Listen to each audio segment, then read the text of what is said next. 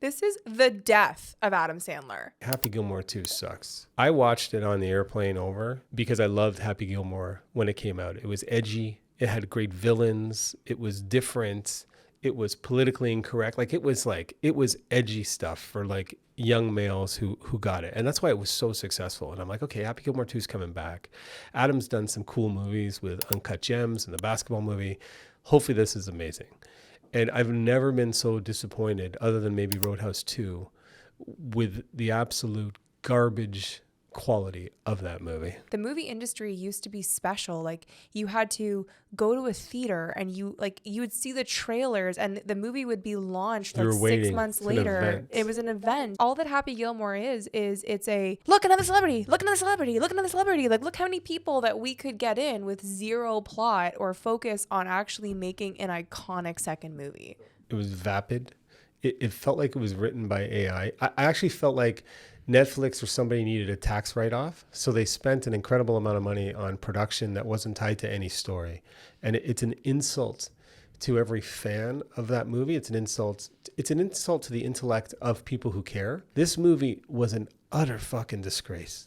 Like, it was an utter disgrace in terms of storyline. It was diluted into politically correct nonsense. There was no edge. They destroyed the villain, Shooter McGavin, who's iconic. Like, the guy, like Shooter McGavin, you're probably not aware of it, and some of the audience are, but you need real villains in stories. They brought every pro golfer into this movie, and the golfers became punchlines.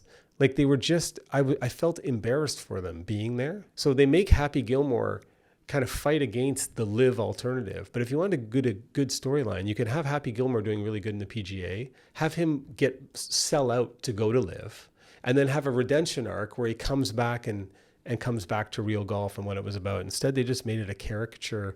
It was absolutely useless. I think they had a chance to make it Happy Gilmore 2, focusing on golf, a combination between Caddyshack and Succession, right? That would have been really edgy and said something interesting. Instead, I think this will go down as Adam Gilmore's most embarrassing movies. He phoned it in. You can tell I'm passionate about it. We love golf. I hate this movie. You almost should watch it to see how bad it is. The way that these platforms allow for the shitting on the art is because they understand that if you have a brand that people already were connected with, right? And you throw in a ton of cameos of big names, you will generate views. In the first day that Happy Gilmore 2 was released on Netflix, 42 million views. Now, the reason why Netflix does this is that 42 million people are on Netflix and aren't on Crave or Prime or Hulu or Disney Plus. And when they get that level of market share, there is a high percentage that people will continue to stay on Netflix, that will create a subscription to watch the movie, and then will go on to watch other movies. Because what these platforms are is they are effectively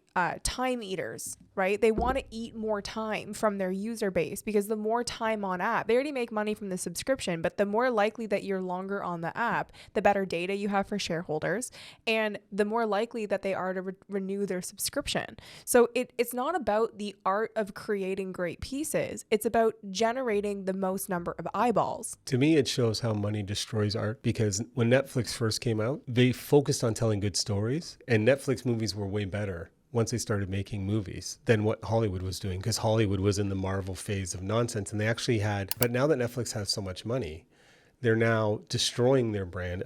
So they might have got 42 million viewers, but I now consider Netflix movies to be garbage. Like, deep down, anything that Netflix does, I'm just going to assume is garbage.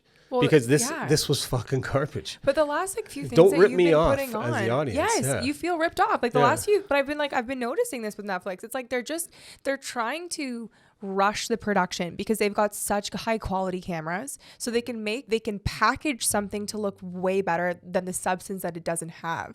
And that's what's really fascinating about this. Like the same thing with Roadhouse 2. If we were in like a writing situation and you're like, okay, Camille, like you have 2 days to redo Roadhouse 2, like my first draft would have been better than the script and the way that it was written. But because they throw in Conor McGregor and they throw in these other big names, Jake Gyllenhaal, people will show up and they'll watch the movie, and it gets them all of those pieces that we talked about. And it's what's wrong with the world. It's what's wrong with branding. It's what's wrong with the destruction of art.